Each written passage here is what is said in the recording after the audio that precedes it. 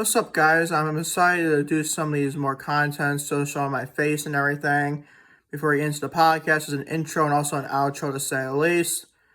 We're going to discuss a lot of things. All four of these subjects are reviews. Obviously, your Smackdown, your All Out, your WrestlePalooza, and your Monday Night Raw review from last night's show as well. So stay tuned for that as you see it in 3, 2, 1. Production underway. Starting with, you guessed, your Friday Night Smackdown, September 19th, 2025 review.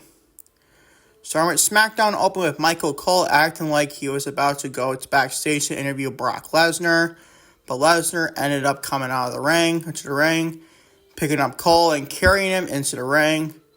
When it looked like he might actually hurt Cole, Corey Graves got into the ring and tried to plead with Lesnar to not do anything to Cole, which just ended up, you can see for him receiving F5 instead, meaning Corey Graves receiving an F5. He then grabbed the camera and spoke directly to John Cena saying, and I quote, "It's D-Day tomorrow, I'm coming for blood," end quote. He then proceeded to destroy the Prime display before giving Graves another F5. I'll be honest, this was freaking great. Or very good if you ask me. I enjoy this promo. Way more than obviously the Brock Lesnar and John Cena match. We'll get into a couple minutes ago in the podcast from now. We'll discuss the WrestlePalooza over 2025 review. But this segment, I actually quite liked it. It made Brock Lesnar obviously look more of a beast than he already is. Attacking Corey Graves, you know that, to say the least. I like that. I like every time he attacks the announcers. That actually reminds me a lot of good stuff that Brock Lesnar does, to say the least. Do I still think we need Brock Lesnar in 2025? Obviously not, people. I still don't think we need him. You can probably see him probably even going to Crown Jewel and probably even War Games with Division, to say the least. I didn't mind this segment, though I gave it a B+, but I give a Brock Lesnar grade B+ in 2025 is fucking crazy, I know. You gotta give credit where credit is due with this, to say the least. This gets a B+ and best day on the show, if you ask me. Moving on, though, Charlotte Flair and Alexa Bliss, the reigning defending WWE Women's Tag Team Champions, defeat Chelsea Green and Alba Fire to retain said WWE Women's Tag Team Championships. They're not actually this is a solid match, and I gave it a B-. Not as big as a bigger grade, but the open segment, but still. I quite enjoy the segment. I am not going to lie. I love Chelsea. You know how much I love Chelsea. You know how much I love Alexa. You know, like Charlotte Flair a lot too. Alba is always great. It was one of our underrated talents in that women's division. Hope to see her away from the secret Hurwitz, and bye. We wish Piper knew nothing but the best. Latest reports granted from Wrestling Observer and Dave Meltzer and company and Brian Alvarez. They're saying it could potentially be in her injury to Piper Niven being a career ending.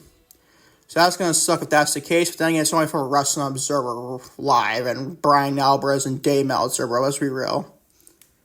No rival sources whatsoever is Brian Alvarez and Dave Meltzer, to say the least. But this match, I didn't quite enjoy it, honestly. I've been enjoying a lot of Alexa Bliss and Shaw for our tag team, and chemistry and possessions of tag team, history of tag team champions, so very good if you ask me. I always loved Chelsea, and much love Chelsea, and Alba Fire is great too. It's better, hopefully see a better gimmick for her. I gave this a B-, very good match, to say the least. Moving on to more just this shit I don't like, though, to say the least. Braun Breaker and Bronson Reed, two members of the Vision, defeat Nathan Frazier and Axiom for Axiom, to say the least. This, my friends, gets an overall grade of a C-.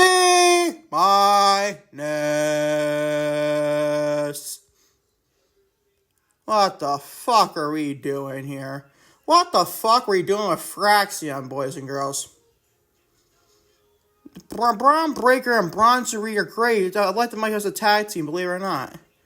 But did I need to see him on SmackDown being Fraxion? The answer is abso-fucking-lutely fuck no. Let's move on.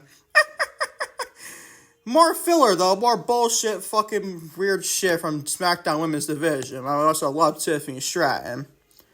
After a break, Nia Jax came to the ring. She gave a promo mocking the entire Women's Division and called herself the alpha female of the division. I found that to be fucking laughable. On Tiffany Stratton, the reigning defending WWE Women's Champion, came out to offer a rebuttal. I don't blame her. and said everyone is sick of Jax running her mouth and pretending like she runs the division. Jade Cargill then came out and beat up a few officials before she was held back from getting to the ring to get to Nia Jax. Nick Gallus, Reigns' SmackDown general manager, then showed up and said that there will be a triple threat match for the WWE Women's Championship next week for the three of them. This was pretty and paint by numbers, pretty much to say at least there. This gets another, like I said, see my ness. The fuck are we doing here, bro?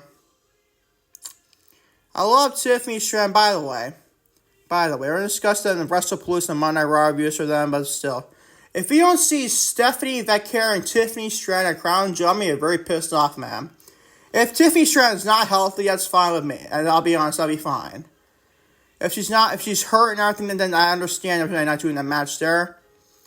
But still, if she's healthy and ready to go and still ready to defend that championship, then she should absolutely be the one facing Stephanie Vaquer for Crown Jewel Women's Championship at Crown Jewel, obviously. But this segment did nothing for me, I gotta be honest, man. Nothing for me to set up a triple threat match next week for sure. Nothing more memorable than whatever we would just discuss there to say at least. Moving on to Sami Zayn, another week of SmackDown, another open challenge for the WWE United States Championship. Sami Zayn, like I said, the reigning defending WWE Men's United States Champion, defeats Carmelo Hayes to retain said WWE United States Championship. This gets a B, believe it or not. I was looking forward to this match when it was announced a couple of days ago before SmackDown. I think it was announced on Wednesday. Maybe it was a Thursday. One or the other. That this match was going to be good. Carmelo Hayes was the next challenger for Sami Zayn in his United States Championship Open Challenge. I actually loved that idea. In fact, I would love to see Carmelo Hayes potentially dethrone Sami Zayn. Eventually. I mean, that's not on SmackDown this past week, but still. And by the way, Sami Zayn won with a blue Thunderbomb. That actually kind of shocked me. I don't know if I like that for doing against Carmelo Hayes of all people. Could use a fucking, build-up to be potentially getting wins under his belt and eventually challenge the United States title, but still. This match was actually was a good match, but I was expecting a little bit better from these two. Give it a B. Nothing special in there, I'll just say at least. Moving on, so after a long video package about John Cena versus Brock Lesnar and some filler contract signed between Cody Rhodes and Drew McIntyre closed the show. Lovely. Rhodes reminded McIntyre that they won the tag team titles 15 years ago to the exact day. I remember saying that in this day in wrestling history. I think I said it for the Friday episode, I believe. I think it was a Friday episode podcast. I don't even fucking know, honestly. That's how fucking bizarre it was. But that was freaking crazy. 15 years ago, it said Friday, day of September 19th. 15 years ago, what day would that be? That'd be 2010. That's fucking crazy, bro. When attacking titles the exact same date. But nobody is talking about that because the world doesn't revolve around them. McIntyre said that all he wanted was a legit shot at the title with no interference. And he knows Rose is going to... I lost my notes here for a brief second. Pardon me, people. Lost no interference and knows Rose is not going to make that possible because he is a company man. McIntyre eventually attacked Rose and was able to kick him through the announce table again. But he changed his mind and said that he was going to take what may means to Rhodes the most, which means the undisputed WWE Championship as well as say at least. And this closes the show, and Miss This gets a big fat fucking C. This did nothing for me, I'm not going to lie to you. And this was main event WrestlePalooza, the first PLE for ESPN's era. A premium live event for World Wrestling Entertainment and WWE. And this segment did nothing for me for SmackDown, the go-home show. It did nothing for me, what me to say? It just did nothing for me. Was it it's the build-up? Yes, obviously. It's obviously the build-up for WrestlePalooza when this past Saturday night. But this segment did nothing for me. I can see a lot better from these two for as a feud-wise. This show took place realistically in a SmackDown go-home show. This was the match they produced at WrestlePalooza was a glorified SmackDown main event. Not that they're two great professional wrestlers, Drew McIntyre and Cody Rhodes. and built properly, then it could be a WrestlePalooza main event for the Undisputed WWE Championship. But they did nothing for this feud for me. Other than the one time when McIntyre Drew Claymore kicked Cody Rhodes' head through the monitors, to say at least on the outside. I forgot how long it was. It was when John Cena and Cody Rhodes were teaming up and trying to take on Drew McIntyre and Logan Paul. See, I like that. I like that one. I like that's build up. But then, we lost Cody Rhodes for a number of weeks because of that attacking filming his movie, I believe. And this did nothing for me in this main event for SmackDown. This did nothing for me for a go-home edition for your WrestlePalooza main event. This is the big fat say, like I said. As the overall show for Friday Night SmackDown, September 19th, 2025, is a C+. Not a great show whatsoever, if you ask me. Moving on to your AEW All Out 2025 review. Star Adam Copeland and Christian Cage defeat FTR, Dax Harwood, and Cash Wheeler to start the event. This is very fun, man. I gotta be quite honest. Give it a B+. I wouldn't say it's like the greatest match on paper, not even the greatest tag match on paper, but still. It's still a very fun match. It means you got Copeland and Christian Cage are two still good wrestlers in 2025, and FTR are one of the best tag teams in all the world. I think of them as guys that can't stand criticism, but AEW is a different story for another. They're still one of the best tag teams in professional wrestling. And then by Beth Copeland, also known as Beth Phoenix in WWE, returned and made her AEW debut by even the odds for Copeland and Christian. Again, Stokely Hathaway got involved in this match. And she even took a pile jar by FTR and Cash Wheeler and Dax Harwood. That was freaking badass. I gotta be quite honest, man. And by the way, Adam Copeland gave I think it was Dax Harwood a 5-knuckle shuffle. John Cena 5-knuckle shuffle and an attitude adjustment on Dax Harwood. It was a Cash Wheeler, one or the other. And that was freaking great. That was a chance of AEW with Cena would be in John Cena in AEW crowd. That was fucking crazy. I gotta be honest, man. Because obviously, I think it was a couple of SmackDowns ago when John Cena was facing Sami Zayn for the United States Championship. John Cena did Edge's spear. And that was freaking great then. I love this payback with that, to say the least. So Adam Copeland paid respects to John Cena after John Cena put respect into Edge on SmackDown against Sami Zayn a couple weeks ago when AJ Lee appeared. Made AEW return to say at least that SmackDown episode then. This match is freaking badass, though. No one say it's the best match of the night, but it's probably up there for top 3, honestly. It's still a very fun match. Right decision starting the show with those two hometown guys in Cope and Christian. You could say facing out against the Ultimate Villains and FTR. Very fun start, if you ask me. Give it a B+. Moving on to more trash. Moving on to most great stuff, let's say at least, though. Moving on to Eddie Kingston. I love Eddie Kingston dearly. He's freaking great. I'm glad he's back and healthy in AEW. But he defeats Big Bill in the middle episode of a Collision type match here. Gave it a C-.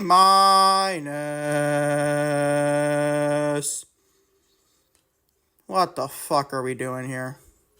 Eddie Kingston made his AEW return. I like the fact he's making his return at All Out, nonetheless, for a pay-per-view. But against Big fucking Bill, what are we doing here? You couldn't have done something at least semi-memorable for Eddie Kingston's return after having a catastrophic ACL injury he had? Against Big fucking Bill of the Learning Tree, or whoever is Chris Jericho's faction, whatever, bro. This was fucking ridiculous. And this is basically like a middle episode of a Collision match. Happened on pay-per-view. You people are spending like so much money for AEW pay-per-views for Big fucking Bill and Eddie Kingston. Mainly Big Bill. We all love Eddie Kingston. We don't like Big Bill quite a bit too. He built up his big dominant babyface, underdog babyface, or a big dominant guy he is. We get shit like this. It didn't mean shit on paper, it means shit going out. What was the point of this? I didn't care how good the match was. I don't care. This was basically nothing. Nothing fucking filler. C- is your grade. Moving on to Mark Briscoe. He defeats Maxwell, Jacob Freeman, MJF in a tables and tax match. Gave it a B-. Nothing great, nothing bad, and barely anything good. Like, really, what the fuck is a tables and tax match, and why should I fucking care? Why should I care?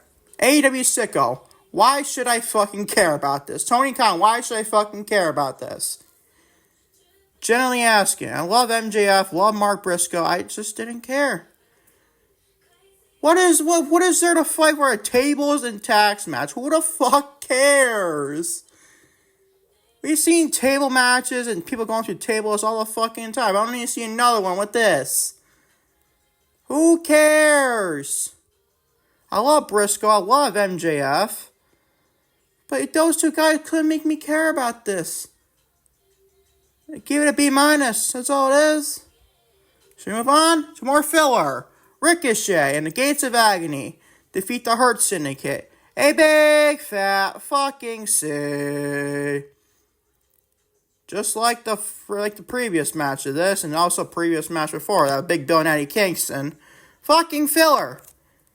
And yeah, for MVP get pinned, also in this match to take the pinfall. The only reason why is a 6-man tag, get MVP take the pinfall. That's all it is. That's all it is. What the fuck are we doing? Who cares to see a 6-man tag? I don't give a flying fuck match on the show. On top of Big Bill and Eddie Kingston to be on the show. And basically it's half the card filler. This did nothing for me. As an honest AEW fan, this did nothing for me. Who cares to see Ricochet and the Gates of Agony in a faction or whatever, and take on the Hurt Syndicate, and Hurt Syndicate lose anyways? How am I supposed to care? I know, I can't care to say the least. A big fat C. On Mercedes Moné, the reigning defending AEW TBS champion, defeats Riho to retain said AEW TBS championship. Gave it a C+. Better than the previous match. Wasn't like the best on paper though. Mercedes in the pay-per-view match, usually would think it'd be big time banger of a match, like we usually get, like the past matches of Chris Statlander, which get on later in just a moment, about her moment here. The matches of Chris Statlander were great, and basically any Mercedes pay-per-view match should be honestly kind of must-see. But she's a great professional wrestler. But even this, like, no one wants to see Riho defeat Mercedes. No one wants to see that. And that was obviously not going to happen anyways. This is filler. I hate to say it, but it's filler. C+. Mercedes retains as she should, obviously. I know she's going to break Jay Cargo's streak of the TBS Championship sooner rather than later. Probably I think it happens like maybe Wrestle Dream after Wrestle Dream next month. I think it is, honestly. Everybody built like a big story around that. Potentially Mercedes defeat that streak. Maybe a Wrestle Dream to say at least. This gets a C+. Nothing really memorable to say at least this Mercedes Moné and Riho match. Moving on though, Kazuchika Okada, the reigning defending AEW Unified Champion, defeats Mascara Dorada and Konosuke Takeshita to retain said AEW Unified Championship. If there's one thing that AEW does great, you can't complain on pay-per-views in general. I mean, they're king of pay-per-views. Tony Khan's the king of pay-per-views. He does a lot better pay-per-views than WWE with their PLEs. And it shows you this week, this month too, with All Out compared to WrestlePalooza. But still, this was freaking great. I like this triple threat match a lot. I'm not like too familiar with Mascara Dorada, but he is freaking a great pro wrestler, obviously. And how great Takeshita and Okada are, to say the least. This was great. I actually love this triple threat match. Tied for the best grade on the whole event, to say the least. It's kind of crazy, I know. This gets an A-. I know, you'd think Mascara Dorada for a pay-per-view match get an A-. Yeah, so I love Okada, I love Takeshita. They're two great professional wrestlers, but Dorada is doing great too. I give it an A-. You don't even just take the pinfall at Dorada, but still. This gets an A- and a great triple threat match for a Unified Championship. Moving on to Jon Moxley. Defeats Darby Allin thanks to Pac making his AEW return and costing out in the match. And a coffee match. This is a coffee match, obviously, too. This gets a B-. I'd like to see Pac back. His weird freaking hair. I thought for a second it was Wade Barrett for a second. He looked a lot like Wade Barrett with his haircut there. Don't say you didn't see that, people. Don't say you didn't think that same thing as I did. Like, is Wade Barrett literally on AEW television? And then again, it's Pac, who was also with the Death Riders. I'm like, oh my god, that's fucking Pac? I'm like, yes it is. Yes it is. I guess it was. I didn't really care for the match as well. I thought for Moxley and Darby. I mean, this is a potential guy. Darby Allin could have dethroned Moxley for a world title. It wasn't for Hangman. Granted, like that didn't happen, obviously, but I think this would be a bigger, at least non-title feud with this. This did nothing for me at all, the match. Give it a B-. Nothing else more than that, honestly. On to a great moment for Chris Statlander, man. Chris Statlander defeats Toni Storm, the reigning defending AEW Women's World Champion at this point. Tekla and Jamie Hayter to win the AEW Women's World Championship. Granted, I don't like the finish this match with Toni getting rolled up by Statlander. That was stupid. What's not stupid is his outcome. I predicted this actually in my video on Friday, my last video I did with the All Out and WrestlePalooza preview predictions. I made a bold prediction saying Chris Statlander was going to win the championship. And lo and behold, comes Sunday or Saturday afternoon when this match took place, Statlander won the women's championship. I'm like, that was a great prediction on my part, man. Am I right? To say the least. But the match was okay. It was pretty good. But I love the moment for Statlander, man. Much deserved, if you ask me. The matches we've been having all last year with Mercedes Monday for a TBS title. And this is great for Statlander. Absolutely love this for Stat. She's obviously a former TBS champion, but obviously never a former world champion. I mean, that was freaking sad to begin with. She should have been world champion like almost a year ago, half ago. She should have been the champion to dethrone Toni Storm last year. Now we get to this year, now she defeats Toni. And it failed forward, but you get the point. I mean, you didn't see the Death Riders. Like, I thought we'd see a Death Riders potentially get involved. But maybe they wanted Statlander to win as a babyface and then eventually to turn heel with the Death Riders. Maybe they didn't want that. And you know what? Good. I like that, honestly, better. If you're going to have Statlander join the Death Riders, you shouldn't have not done it here. Have her win the title, and eventually, maybe down the line, maybe she turns on Toni. And eventually build like Toni Storm and heel Chris Statlander for the Royal World Championship down the line. And then, here's a key with this. Here's another one I think I can dethrone Statlander, and it's not Toni Storm. Am I saying I have a Chris Statlander drop a title anytime soon? No, I'm not saying that. What I'm saying is the person involved in this match in the Fatal 4-Way, ultimately I would have her dethrone Chris Statlander when Statlander turns heel. That would be Jamie Hayter. Because we need to get some big time wins for Jamie Hayter. And build her up, potentially dethrone Statlander as a heel Statlander. Maybe do Willow Nightingale. I don't mind that either. Maybe Willow Nightingale or Jamie Hayter at the top of my board to dethrone Statlander, not Toni Storm. We need to see Toni in non-title feuds. There's a lot of plethora of opponents for Toni to feud with for a non-title. Like, yeah, Athena was obviously the Ring of Honor World Champion. You got Mercedes for TBS, I want to do that still. Here, you can do that. It's Mercedes and Toni for Wrestle Dream. Maybe for that for a TBS Championship this time, not for the World title. I honestly prefer that, honestly.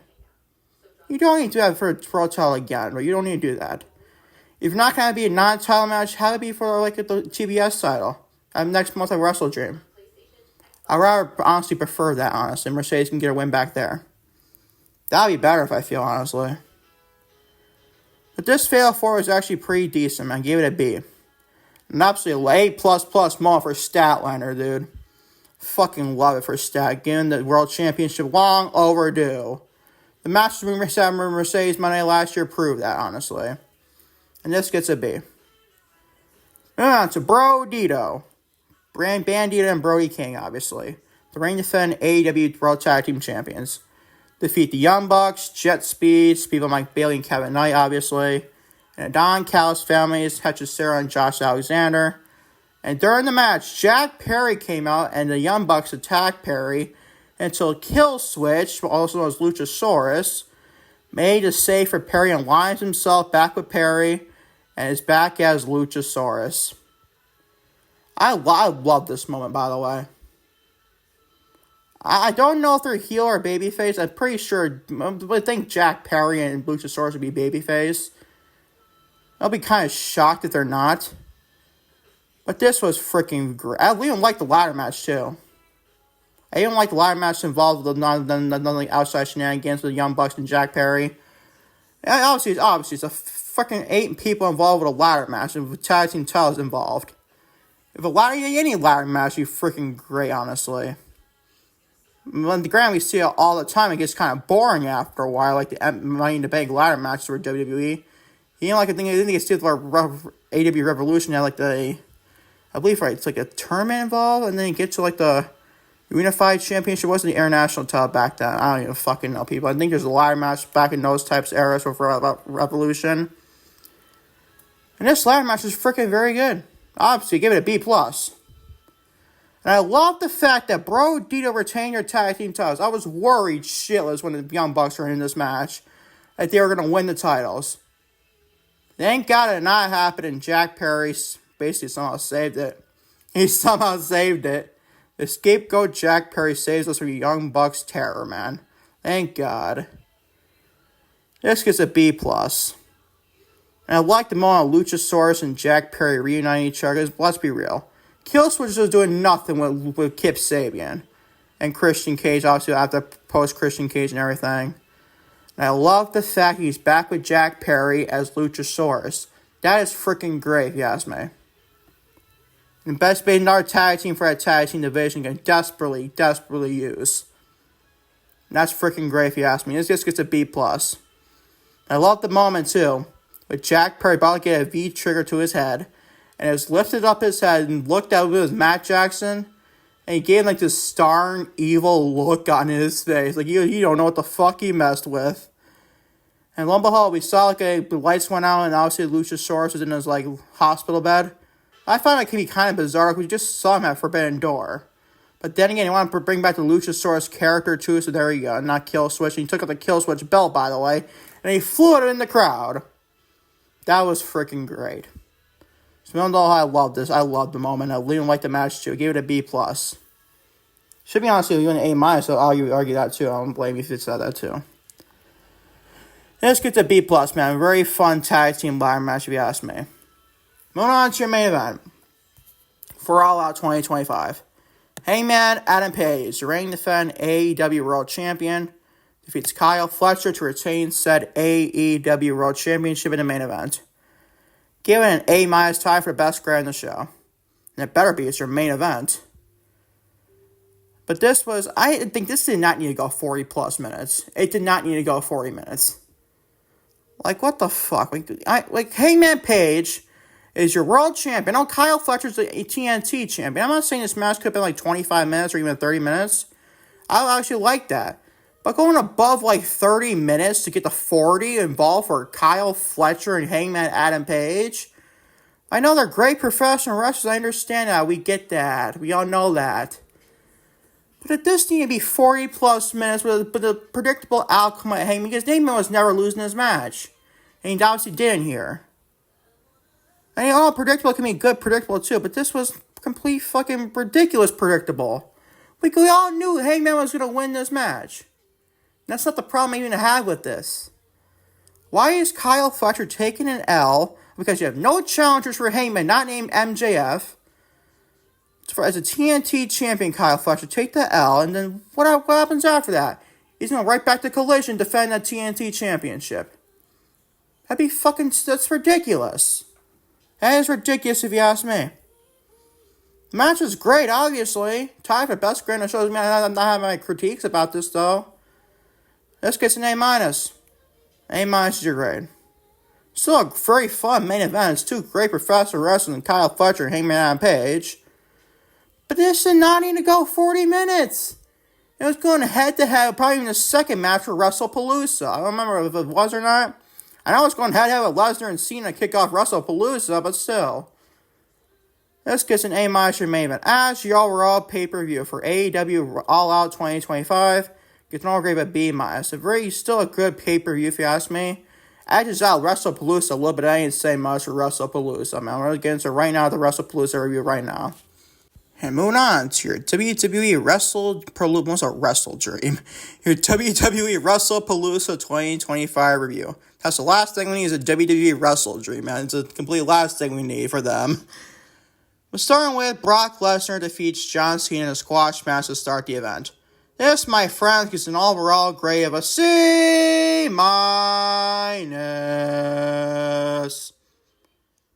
The same thing we saw at SummerSlam 2014 with this shit. Did we have to see John Cena and Brock Lesnar? This is what I meant. I never said anything we couldn't have Brock Lesnar back on television. No, I didn't want him still. I didn't compare him to anything with the Janelle Grant shit. That's not my problem. My problem is, why the fuck we can have bullshit matches like John Cena and Brock Lesnar for us to produce shit like this? That was my problem. And a lot of different fans' problems. A lot of the problems with Janelle Grant shit. I didn't care for that. I base this off creative and WWE standards here. Why the fuck do we need this? Why do we need this? Also, you start ESPN with a kick-ass match of Brock Lesnar and John Cena. It wasn't even a match in general. And with the commercials, by the way, what the fuck are we doing? Oh, how you want WWE to make their money? I don't know. I mean, produce a better fucking television shows and pay-per-views, PLEs? That's why. What did this do? Nothing. Same bullshit. It's basically copy and paste from SummerSlam 2014 to 2025 WrestlePalooza. That's all it was. Go back and watch it. I'm not saying you want to watch it. It's by beholder. I don't think you should, but whatever. This did nothing. Copy and paste SummerSlam 2014 with this in 2025 for WrestlePalooza. Did nothing. Nothing for me, to say the least. Nothing completely. I realized I didn't say one thing about a Janelle Grant shit with Brock Lesnar. Makes it all fucking creative. We don't need matches like this for John Cena's last 5 days remain on his schedule until he retires, obviously. What a shit show is this John Cena retirement tour. And that pains me to say as an avid John Cena fan. What a fucking shit show. John Cena deserved a lot better in his retirement tour. This was fucking ridiculous. And I think Cena pitched, one rumor started Cena pitched to lose his Smash Ground as a Wrestling Observer. And Dave Meltzer and Brian Alvarez bullshit, but still. If he did that, then I don't care still said. I don't care who pitched to lose him that. That's not the issue. The issue was the fucking match. You don't need this bullshit, man. Fucking ridiculous. C- is the worst thing in the whole event, by the way. Not that it gets better, but it's slightly better, but not great. It's all fucking commercials in between after each match. Fucking bullshit advertisement, man.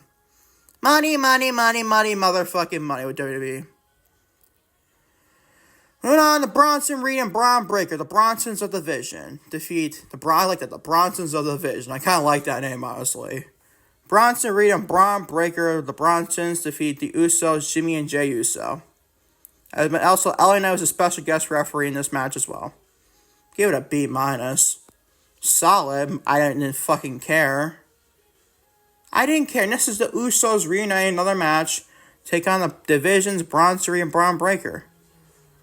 How am I supposed to care? I thought a match is always good, but mad at this.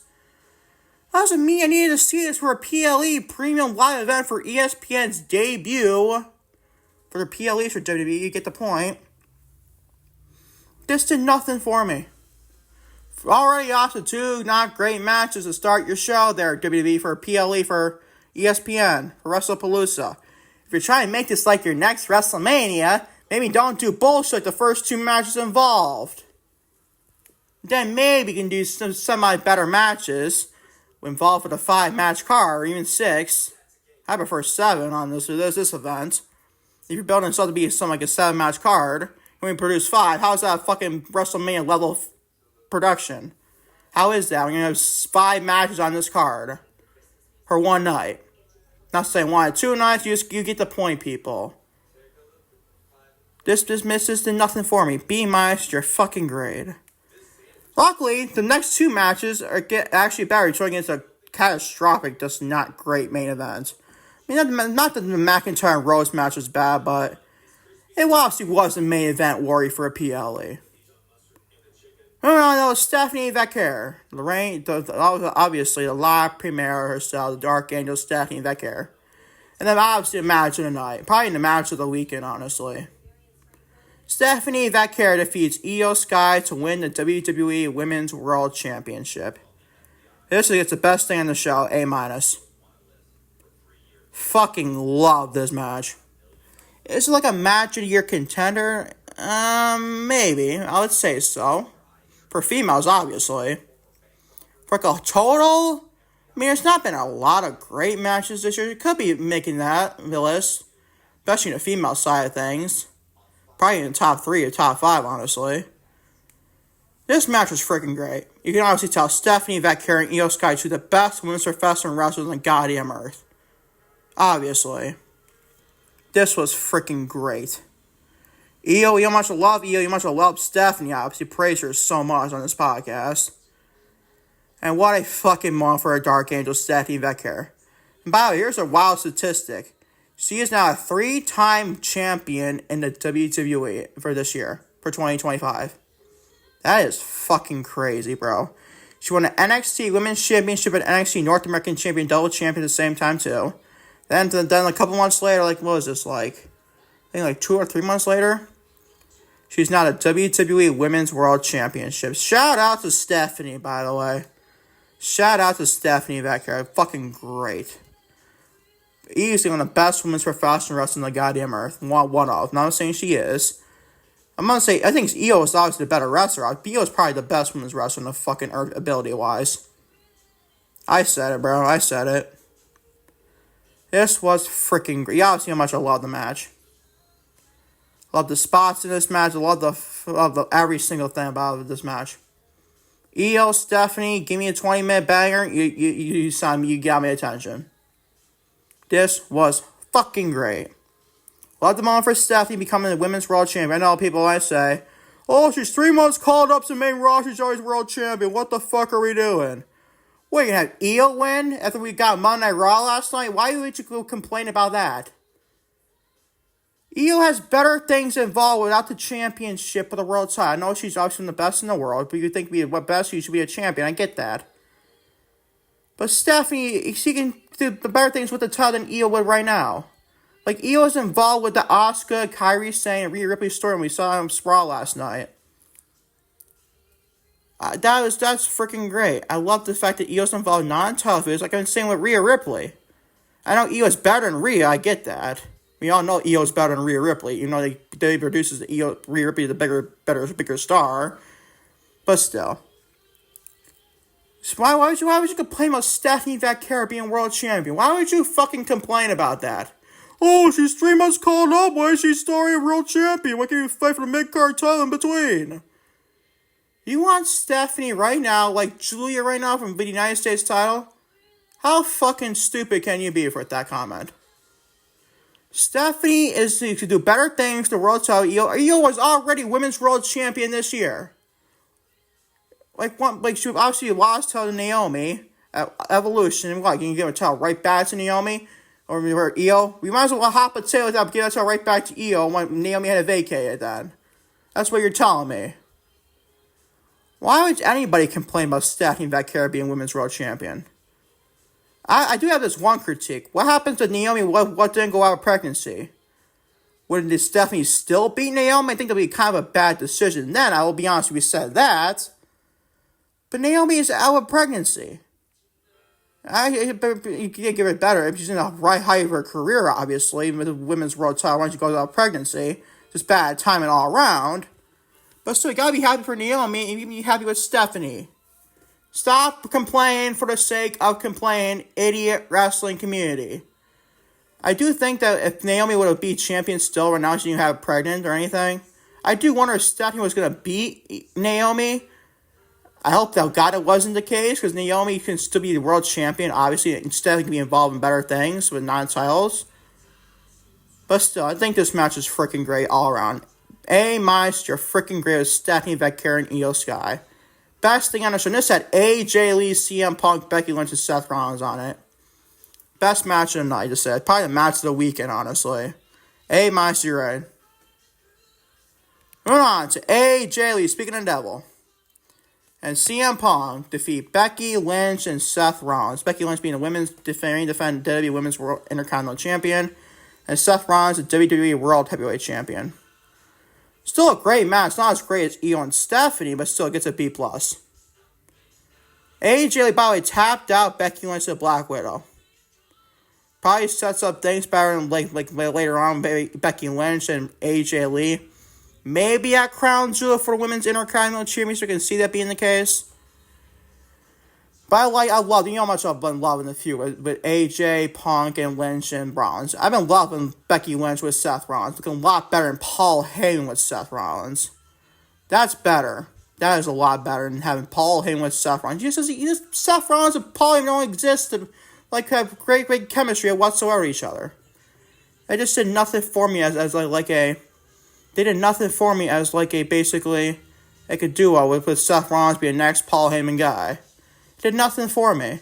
Then he built a faction with division with Bronson Reed and Braun Breaker. You see, Brock Lesnar with Paul Heyman. I saw an episode on SmackDown this week, obviously. We forgot all about a review. But Brock Lesnar basically eyed Paul Heyman. Let's talk. Probably one likely for War Games, man. Maybe this Survivor Series War Games is CM Punk. Not CM Punk. You have realistically Brock Lesnar, Bronson Reed, Braun Breaker, Seth Rollins, maybe even Drew McIntyre involved. To take on Cody Rhodes, John Cena, Roman Reigns, CM Punk, and maybe Jey Uso. The fifth member for the men could be a little bit interesting on the babyface side, but still. That's just a different story for another day, I feel. This gets a B+. This is still a very great match. And Becky Lynch definitely helped elevate AJ Lee. Look, guide her. Obviously, AJ Lee, I don't think AJ Lee, people said AJ Lee could have a ring rust here. I think she honestly got better than what we last saw in a wrestling ring. Wrestling, honestly, is a professional wrestling match, to say the least. She looked better than last time we saw WrestleMania 31. I said it. I fucking said it. She looked even better then. She looks better now. Obviously. This match was freaking very good. And obviously, Becky Lynch is a perfect opponent for AJ Lee in her return match. This was freaking great, man. I give it a B+. Now let's go back to the show when it goes downhill to finish off your PLE. Cody Rhodes, the reigning defend undisputed WWE Champion, defeats Drew McIntyre to retain said undisputed WWE Championship in the main event. My God, you think this would be a better grade one I'm giving it right now? We're two great professional wrestlers in Cody Rhodes and Drew McIntyre. But you'll be kind of shocked by this grade. This, my friends, is a big fat C. What the fuck? You main event with this instead of AJ Lee, CM Punk, and Becky Lynch and Seth Rollins, the mixed tag match? Well, yeah, no, I would have understood if you had a surprise about maybe Randy Orton would have turned heel. Or maybe even The Rock coming out. What the fuck was this? A straight up finish with nothing involved. What was the point of this? I like Cody. I love Cody. I love Drew. Two great pro wrestlers, obviously. For a world title, biggest title of the company, you would think that'd be great for a PLE. This, with the feud they produced for a big event like this, you were basically putting involved. And then you don't give a fucking surprise. Maybe Ronald, it took Randy Orton to defeat, to basically turn heel against Cody Rhodes. I would have took that my number one. People might see, even The Rock, I'd rather The Rock even gotten involved with this. Not that I wanted The Rock back on television. But what we got, with this straight up nothing involved with doing a fucking referee spot, this did nothing. Nothing that get me interested in this main event. What on earth are we doing? This made me fucking shake my head after the match. Nothing happened. You might as well ended the show with AJ and Punk and Becky and Seth. If you're not gonna do a surprise, like Triple H promised you do, like you go back and look at the reports he did, or the interview he did with somebody. I forgot what. I think it was like maybe the press conference or something like that. It was some interview person. I forgot what it was.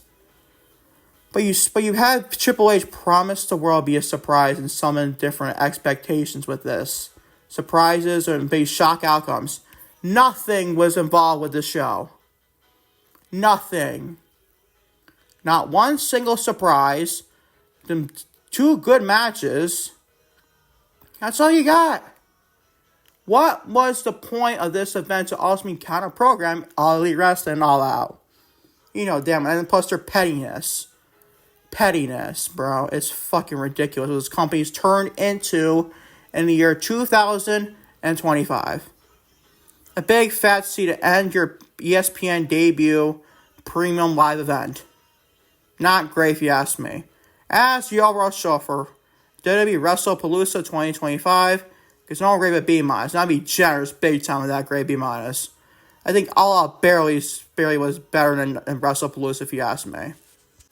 Moving on to your Monday Night Raw, September 22nd, 2025 review.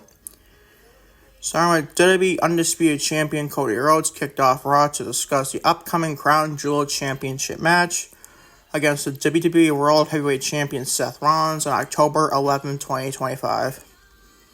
Instead, Rollins interrupted and joined him in the ring. He admitted that he had Crown Jewels circled on the calendar and that a match between them is bigger than just champion versus champion. Don't know if I agree with that, but whatever. He says, and I quote, "I want the truth. What do you think of me?" Rollins said, and quote. Rhodes responded, "What do I think of you? You changed my life." Rhodes responded, crediting his Shield for validating his career by helping to get the WWE Championship on his shoulder. The promo intensified from there with Rollins taking exception to Rhodes considering himself the quarterback of WWE, stating, and I quote, "You can be the quarterback, but you're not my quarterback." End quote. Rollins called himself the Alpha, but Rhodes reminded him that he is 3-0 against Rollins in their previous 3 matches. That exclamation point concluded the promo as Rhodes left the squared circle untouched by Bronson Reed and Braun Breaker. I'll be honest, I kind of like this segment to start your show. I know it's Raw, and obviously post WrestlePalooza and that freaking dog shit show we got. I'm going to say dog shit show, but not great at all. And following your show with this, to say at least a building up a Crown Jewel, the Men's World Championship for the Crown Jewel titles between Cody Rhodes and Seth Rollins, I don't mind that. I don't like the fact that in Crown Jewel Championships this year, even at all in Saudi Arabia or Australia, respectively, I don't care for them whatsoever. But whatever, man. It's just, I just don't care for see a championship that no one will see ever again. Until the following year, obviously in 2026, last year with Cody Rhodes and Gunther, and also Liv Morgan and Nia Jax, the women's side of things. Like, you're going to beat one of your world champions, whether it's male or female for both of them, and win a specific event. That's just fucking stupid. I know it's one champion and another champion being the said champion versus champion, but still. I don't care to see as rather Seth and Cody defend their championships on a one-on-one or whoever. That's like a different thing, doesn't involve the two in between one. Just makes no sense if you ask me. But I didn't mind this second one, so I gave it a B. Moving on to Penta and the War Raiders, Eric and Ivar defeat the New Day, Xavier Woods and Kofi Kingston, and Grayson Waller in a 6-man tag team no disqualification match. Who the fuck asked for this, and why the fuck is this a no disqualification match? Like it's some big time feud involved with these 6 men. It's just not. How am I supposed to care a no disqualification match with these 6 men? Was the match good? I say it was fine at best. I just didn't care for this. I didn't care. Another B-. Or just a B- in general with this. But still, man. I just didn't care. I swear, I did not care for this to say at least. Gave it a B-, like I said. It's a very bizarre match, and it just did nothing for me to say at least. Moving on, another fresh off her historic victory over Io Sky in the show Save a Match at the night of WrestlePalooza. Stephanie Vaquero, the reigning defending WWE Women's World Champion, joined the Raw general manager Adam Pearce in the middle of the ring for a promo. Vaquero credited the fans for the support of her as well as unwavering hard work and desire for her win. She credited her dad for being her greatest role model and vowed, "My fire will keep making history, and I say nobody can stop me." The segment ended with general manager announcing that Vaquero will meet the winner of Tiffany Stratton versus Nia Jax versus Jade Cargill Friday on SmackDown at the Crown Jewel PPLE for the Women's Crown Jewel Championship, to say the least. I didn't mind this, honestly. And this, by the way, I have a pitch to share for you for Triple H to do. If Tiffany Stratton is healthy enough to do a match with Stephanie Vaquero, and that's the match you do. You don't do Stephanie versus Nia. You don't do Stephanie versus Jade. Well, not out and well for Stephanie. You don't want to do that to her right now. So why not do Stephanie Vaquero and Tiffany Stratton? If Tiffany Stratton's healthy enough to do this match. I heard rumors she's not healthy. At least she's having some sort of injury. Have Tiffany retain on SmackDown. Have her retain, going against Stephanie Vaquero at Crown Jewel, and basically do this match. That is the match to do for that event in Australia at Crown Jewel.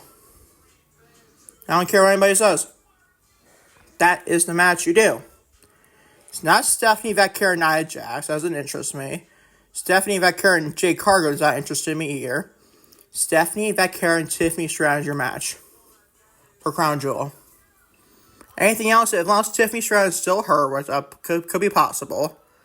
And then they'll probably do Stephanie and Nia, which I don't think we need to put the titles back on Nia Jax already, but whatever. But do Stephanie and Tiffany if Tiffany and Stratton is healthy. If not, then I understand that, to say the least. That's just a segment, and it was okay for what it was. Gave it a B-. Nothing memorable whatsoever. I didn't mean to be like that, to say the least. Gave it a B-. On to Bayley. The Mr. and Mrs. two, basically decide characters back in her past. With the old hugger gimmick she possessed in NXT and some sorts of main roster, and also her heel days, to say the least. Basically, all I wanted to even do both characters, and I fucking love it. I love it, bro. I'm loving this Bayley, decisive, character change. She's been potentially going back to her old characters in the hugger and heel version of Bayley. I love that. That is freaking great. Whenever she decides to choose whatever she wants, which I do think will be the heel version, it's going to be freaking great for Bayley. Help it get her back to a more win ways and more relevancy, to say the least. But Bayley defeats Roxanne Perez, and during the match, Raquel Rodriguez got involved and Lyra Valkyria helped Bayley, and after the match, Valkyria wanted to congratulate Bayley on her win and hug her, and Bayley pushed Lyra and said, "Don't get in my business," end quote. Give it a B. But a pretty solid match with Bayley and Roxanne. It's Bayley and Roxanne Perez, who are the best in the world. You don't think that's a good match? I don't know what the fuck to tell you. Roxanne's freaking great, and so is Bayley. Do I think we need to pin Roxanne 2 weeks in a row clean? No. Don't think we need to do that whatsoever, but that's just good old Triple H booking for you, obviously. I feel like he could have done this with Raquel. Why are you pin Raquel, honestly? No, Bayley and Raquel taking one-on-one next week. I kind of want to rather reverse the match with Raquel, doing Raquel first against Bayley, and then Roxanne the following week. That's fine with me. I'd rather not pin Roxanne twice in back-to-back weeks. It's just kind of stupid, if you ask me. But I like this segment. I like the match itself with Bayley and Roxanne. They're great at what they do. Lyra's also great, and this gets a B. Moving on to Rusev. Probably the worst thing on the show. It's still not, I wouldn't say it's bad. Rusev defeats JD McDonough. Gave it a C+. It's kind of random stuff on the show. It wasn't bad. It's always just the worst thing on the show, by the way. But it wasn't bad. Just not very meh. Very meh, to say the least, man. C+, and Rusev defeats JD McDonough. Why should I care? And by the way, it's one half your tag team champions tapping out to fucking Rusev. Well, Rusev obviously should tap out JD McDonough. But it's one half of your World Tag Team Champions. Can we get those titles off the J.D. McDonough and the Judgment Day and Finn Balor? Like, what the fuck are we doing? What are we doing? I don't like that at all. But this gets a C plus and matches us. Meh. It was okay. It wasn't bad. It was just very meh, like I said. C plus is your grade. And Jey Uso. A very solid match. I didn't like the outcome of this, though. Jey Uso defeats LA Knight. This gets a B minus. LA Knight takes another loss, and it's a Jey Uso. What are we doing? What are we doing? What, is LA Knight going to turn heel? Like, why the fuck would you do that? Or Jey Uso turn heel and LA Knight, and they're both over with the crowd. For now. But still. What are we doing with LA Knight? Yeah. What are we doing? What are we doing? Get pinned by Jey Uso. I get it, he's a former WWE World Heavyweight Champion. He was on number 6 in PWI in top 150 today. Or top 500. He gets out of the segment a little bit later in the podcast. But this didn't do nothing for me. It really didn't. Give it a B minus. Well, that's your main event. I believe it's not division for once, boys and girls. It's nothing to do with division. Wow, what a crazy concept. And it's a women's match, too. And a very, very good ending to your show. Rhea Ripley defeats Asuka. Even I could have done without that. And roll up Asuka. It sounds stupid, though. Okay, it's Rhea doing it, but I don't like roll-ups at all. You know that.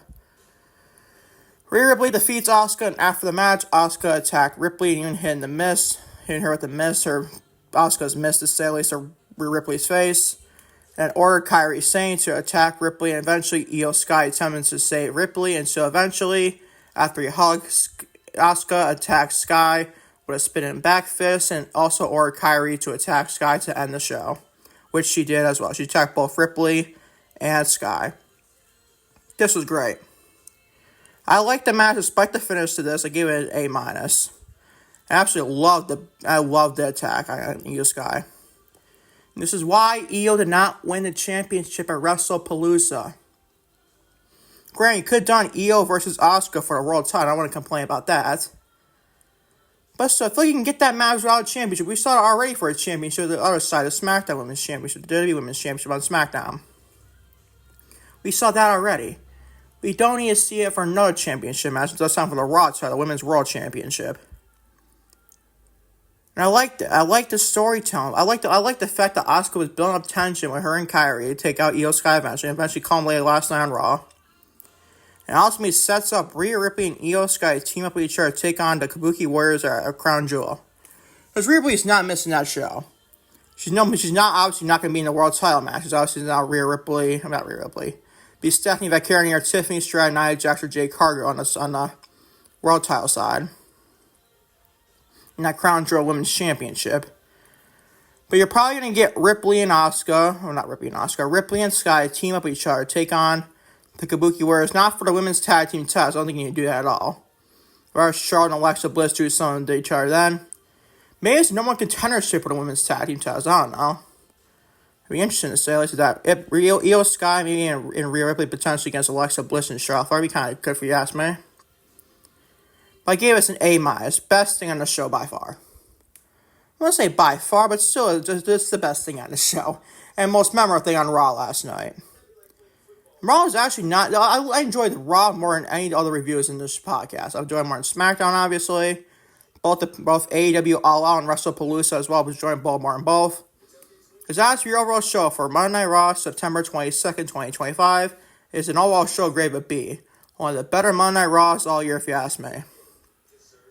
And that is your Raw review for this week, to say at least. And finally, on this day in wrestling history. It started in 1985 in the WWF Madison Square Garden show.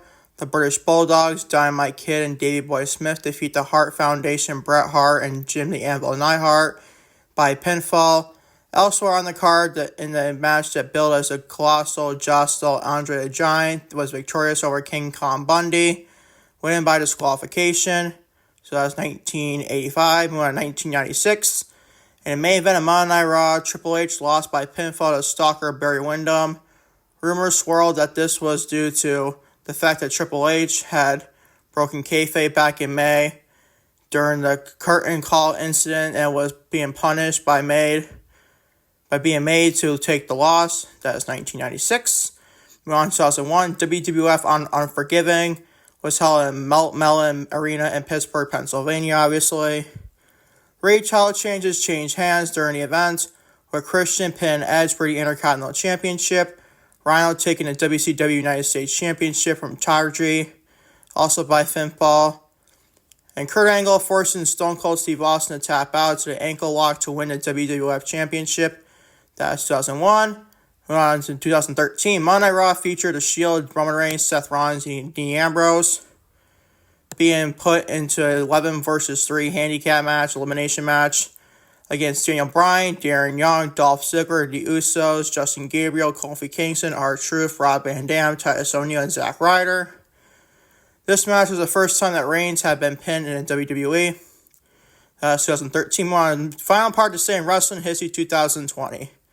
On an edition of AEW Dynamite, Eddie Kingston challenged Jon Moxley for the AEW World Championship, while Orange Cassidy went up against Brody Lee. The late great Brody Lee may miss him dearly for TNT Championship. Both challenges were obviously unsuccessful to say the least. And that is this day in wrestling history. As always, leave a like and also subscribe, leave a comment on today's podcast. And I'll catch y'all later on for more content. Peace out, everybody. I'm out.